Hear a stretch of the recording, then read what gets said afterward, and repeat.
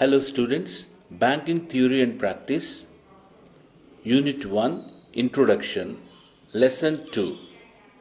In today's class, we discuss functions of commercial banks, nationalization of commercial banks in India, emerging trends in commercial banking in India, ombudsman. Functions of commercial bank. The functions of commercial bank are basically divided into two types, primary and secondary. Primary functions. The primary banking functions of commercial banks are acceptance of deposits from the public and creating a credit. Acceptance of deposits from the public. The primary or basic function of the commercial banks is to accept the savings as deposits from the public and to mobilize such savings of the household section. The commercial banks offer three types of deposits on the basis of the needs of different classes of depositors. Demand deposits, saving deposits, time deposits or fixed deposits, other deposits. Demand deposits. Demand deposits are also known as deposits in current account because the depositor can easily withdraw the deposited amount with the help of check at any time up to the limit of credit balance in his current account without any prior intimation. This type of account is maintained by the businessmen or commercial industrial firms. Banks need not pay any interest on the credit amount of current account. Savings deposits. The amount deposited in the savings bank account is referred as savings deposits. Commercial bank offers this type of deposit in order to motivate the people for savings, especially from household. A saving deposit is different from that of demand deposit as a depositor cannot easily withdraw the amount from his savings bank account as and when they like because there are certain restrictions and conditions on the withdrawal of saving deposits which are laid down by the bank. Interest is paid by the bank on the savings account deposits as per the guidelines of central bank, that is Reserve Bank of India. Fixed deposits. It is also known as time deposit. In case of fixed deposits, the amount deposited can be withdrawn only after the expiry of a fixed time period. The banks usually pay a higher rate of interest on fixed deposits when compared to savings deposits. The rate of interest is paid as per the guidelines of Reserve Bank of India. Other deposits. To attract customers, commercial banks also provide deposits such as recurring deposits, old age pension schemes, health benefit deposits, etc. Creating credit. The second important primary function of the commercial bank is creation of credit by providing loans and advances.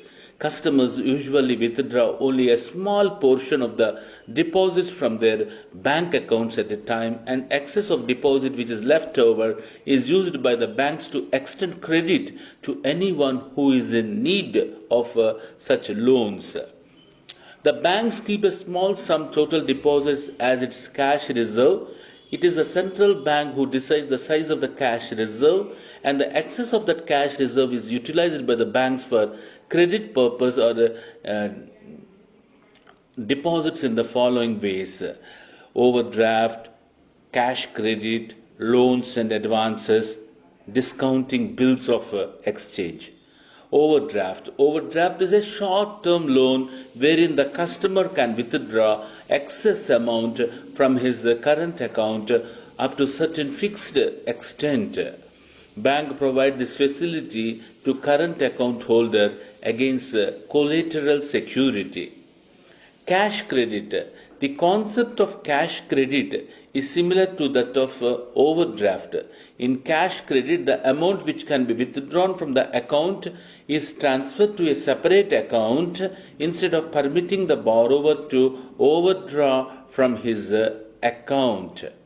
Loans and advances. Loans and advances are usually provided by the banks either against the hypothecation of inventory or mortgage of any fixed assets. The borrower needs to repay such loans and advances to the banks either after a specific time period or in installments over the specific period of time. Discounting bills of exchange. The commercial banks perform the function of discounting bills of exchange in order to provide quick finance for the working capital. Secondary functions. The secondary functions of commercial banks include client's agent, client's buyer or seller, safeguard valuables, provide information to the clients, other functions. Client's agent. The commercial banks act as an agent of its client, collect or pay interest, rent, dividends, insurance, etc. as per the customer's instructions on behalf of the customer. Client's buyer or seller. The commercial banks may also buy and sell the securities of its clients. Safeguard valuables. The commercial banks protect the valuables like confidential documents of its clients by providing safe deposits, vaults, or bank lockers to its customers. Provides information to the client. The commercial banks provide credit information to its clients with the help of issuing letters of credit, credit standing, underwriting loans, collecting and providing information, etc. Other functions, the commercial banks also provide facilities like foreign exchange, transfer of money from one branch to another branch, person to person, etc. Nationalization of commercial banks in India. The nationalization of banks in India was undertaken with the objective to align the economic, financial, social policies of independent India and put it on the path of fast economic growth. The first step towards nationalization of banks began with the passing of Banking Companies Act 1969. This led to the nationalization of the Reserve Bank of India. Further, in the year 1959, through nationalization of the State Bank of India. The biggest attempt towards nationalization of banks was made on 19th July 1969 by the then Prime Minister Srimati Indira Gandhi, who nationalized the 14 commercial banks, each of which had a capital of more than 50 crores. On July 19th, 1969, Government of India, through an ordinance, nationalized 14 commercial banks, namely Bank of India, Punjab National Bank, Bank of Baroda, Central Bank of India, Union Bank of India, Bank of Maharashtra, Allahabad Bank, Dena Bank, Syndicate Bank, Indian Bank, United Bank of India, United Commercial Bank, Indian Overseas Bank, Canara Bank. It was stated that the aim of nationalization was to serve better the needs of development of the economy in conformity with the national priorities and objectives. Thus, 85% of the total banking deposits came into public control. Further, on 15th April 1980, 6 private banks were commercialized. Vijaya Bank, Andhra Bank, Oriental Bank of Commerce, Punjab and Sindh Bank, New Bank of India, Corporation Bank. This made the public banking sector strong, and the RBI, along with the National Bank, accounted for 91% of the total commercial bank deposits as of April 1980. Reasons for nationalization of banks: equal distribution of wealth, encouraging agriculture and small scale industries, elimination of fraud, expansion of banks, provision of adequate training for banking staff. Equi distribution of wealth. The most important reason for nationalization was equi distribution of financial wealth.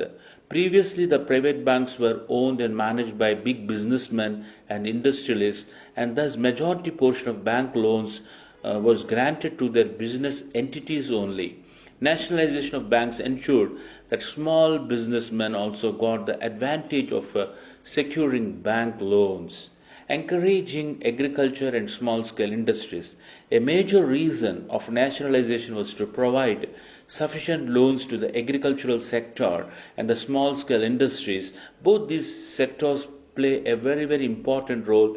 Not only that, they give employment to huge number of people. Elimination of fraud. Prior to the nationalization of banks, fraud, malpractice, favorism was rampant in the Indian banking sector, which granted loans to the big industrialists. Bank nationalization eliminated all such malpractices. Expansion of banks. Nationalization of banks help in expansion of banking facilities to small towns and cities across India. They provide easy access to financial institutions to customers across India. Provision of adequate training to the banking staff. It may be started that the nationalization of banks was a major bold step in the right direction, and they can train the employees by starting banking training institutions such that well equipped, well trained banking personnel can do or perform better. Emerging trends in commercial banking in India. Let us discuss about e-banking, mobile banking, core banking.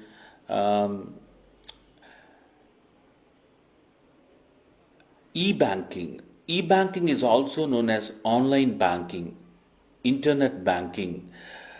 In simple words, e-banking refers to the performance of any or all banking transactions using the internet as a safe and secure platform for completing the banking transactions.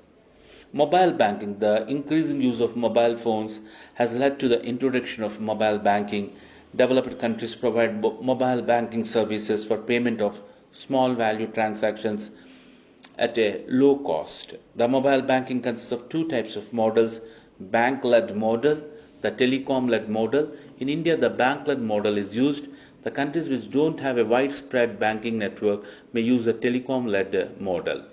Core banking. Core banking is a banking service provided by a group of networked bank branches where customers may access their bank agent and perform basic transactions any of the member branch offices. Core banking solution is defined as the set of robust software components or integration of core banking components that are developed and tailored to satisfy the requirements of the individual businesses in order to face the challenges in the banking sector.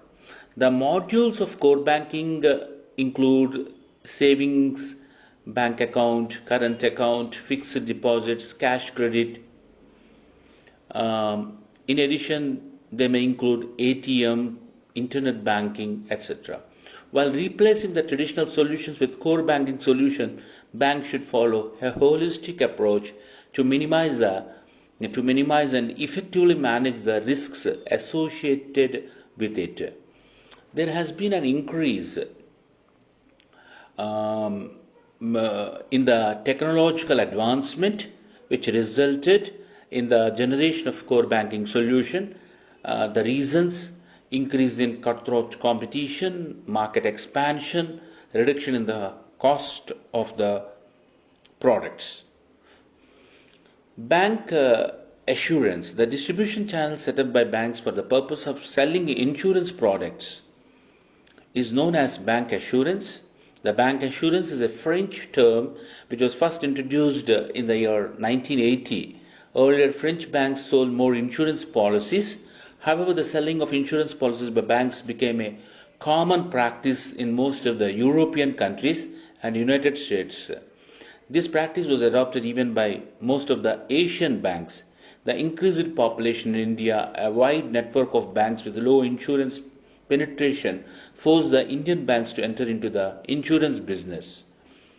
Banking Ombudsman. The Banking Ombudsman scheme has been formulated by Reserve Bank of India for providing service to the bank clients.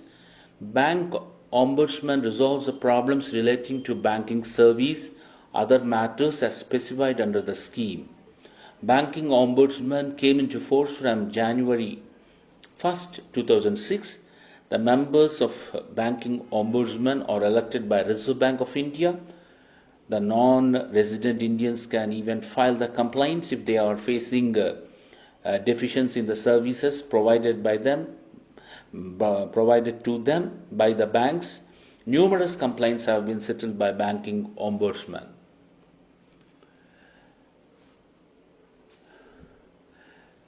Concept of e-banking or online banking. Online banking may be defined as a procedure that allows individuals to perform banking activities from home or the roads using an internet connection. Online banking is also known as e-banking, cyber banking, virtual banking, home banking. Some of the traditional banks also offer online banking facilities such as ICICI Bank, State Bank of India, etc. There are some other banks which do not have any physical identity but they provide online services. Online banking enables customers to perform all routine transactions such as account transfers, balance inquiries, bill payments, etc. Some of the banks even offer online loan and credit card applications. It also allows the user to access an account information at any time, 24 hours a day, 7 days a week, 365 days a year. Online banking uses today's computerized technology in order to bypass the time consuming process of traditional banking and to manage public finance more quickly and efficiently. The customer has to just register himself or herself for one of the online programs introduced by a bank. They have to provide ID, fill a form at any of a bank's branch. If a person or his or her spouse wishes to view and manage their joint account online, such a case they have to sign a durable power of attorney, then only the bank will display their holdings together. Guidelines for good mobile banking, along with the issues related to mobile banking. Guidelines for good mobile banking. The guidelines for mobile banking have been issued by the Reserve Bank of India in the year 2008. The mobile banking facility cannot be provided without an Reserve Bank of India approval. The transaction should take place only in Indian rupees and only for banks customers or the debit or credit card holders. The prescribed technology and security standards should be followed by the banks. Issues related to e-banking. The modern service such as ATMs and mobile banking provided by banks involve various security issues, even though they provide many convenient facilities. The issues related to them are thefts, carding, next phishing, mules. So identity thefts. The username and password tend to be the identity of an individual in a virtual world. The misuse of individual personal data and another individual for the purpose of fraud is known as identify theft. Usually the ATM transactions are affected by such issues. Skimming or carding. The fraudsters usually buy and sell the information relating to stolen bank accounts, card numbers, personal profiles over the carding sites. This is known as carding. The cloning of electronic data from a payment card without the knowledge of its owner is known as skimming. Usually it is done by installing a copying device within the card slot of the ATM. Phishing. This is one of the popular terms being used today. Phishing refers to illegally capturing and recording the security details of the customers. These details are later used in a fraudulent manner. Phishing has led to losses of large amounts. An anti phishing working group has been set up to overcome the various phishing techniques. Mules, the individuals recruited over the internet to act as intermediaries for illegally earned funds, are known as mules. The phishing or other methods or scan may be used for obtaining these funds. Mule is the name given by smugglers to individuals that move their illegally acquired fund. Are not innocent people, they are individuals who volunteer for this purpose willingly. Now let us discuss about the features and benefits of core banking system. Features of core banking: the customers are allowed to perform their work relating to banking from any place around the world. Banking facilities available for 24 by 7. Business process re-engineering will take place. Incorporated with the planned sectors. Supports MIS, DSS and EIS. Benefits of the banking firms: it provides a strong and reliable operational customer database and customer administration. It helps in enhancing the customer services and in reducing the costs. Core banking solutions play a key role in increasing productivity of banking firms. It provides support for multi-currency operations. It is engaged in generation of accounting and management information based on the operational data in order to analyze the profitability and management of risk. It reduces the maintenance and upgradation costs by extending the functional areas of core banking solution. Role of bank assurance in banks and insurance companies. The bank assurance plays a vital role in banks. Help in following ways: increased competition has led to restricted spreads for banks. The banks are therefore shifting towards alternative source of income. Bank assurance ensures growth in earnings and absence of problems of non-performing assets. Low amount or no investment in infrastructure is required for bank assurance. The banks can interact with the customers face to face and design and market insurance policies in accordance with the customer requirements. Bank assurance role in insurance companies. Increased competition has led to introduction of used foreign insurance companies in both life and non-life insurance sectors. Premium earnings of banks has increased considerably from 7.97% in 2008 to 9.69% in 2009. The interaction of bank staff with customers could help them introduce and improve policies as per the customer requirements. Insurance companies are to acquire certain amount of revenue from social sector as per IRDA norms. Rural banks enable them to achieve this goal cost effectively. Ombudsman. Banking ombudsman refers to a person appointed by the Reserve Bank of India to readdress consumer complaints. The banking ombudsman is appointed by the Reserve Bank of India in accordance with the Banking Ombudsman Scheme, which was first introduced in the year 1995. The scheme was later revised in the year 2002 and again in the year 2006. Types of complaints filed before Banking Ombudsman. Complaints related to non-payment of checks, drafts, bills, etc. Banks not working as per the stipulated working hours. Failure on the part of the bank to honor letter of credit. Non-adherence on the part of banks to adhere to fair business practices. Refusal or delay towards redemption of government securities. Forceful closure of the customer's bank account. Refusal to open a bank account without providing any valid reason. Non-acceptance on the part of the bank of small denominations of currency without providing any valid reason. Procedure for filing a complaint before the Banking Ombudsman. The procedure to file a complaint before Banking Ombudsman is simple. The complainant can file a complaint by writing it on a plain paper. The aggrieved customer can file a complaint with the Banking Ombudsman online at website www.bankingombudsman.rbi.org.in. There is also a standard form available at all the bank branches which can be filled and submitted to the banking ombudsman for filing of complaint against any bank. The complaint can be filed by any authorized representative of the aggrieved customer. The banking ombudsman filing of complaint is free of charges. The complaint need to contain the details, name and address of the complainant, name and address of the bank, specific complaint or the reason for filing the complaint, supporting documents attached, specific type of relief which the complainant expects to be provided by the banking ombudsman. Thank you.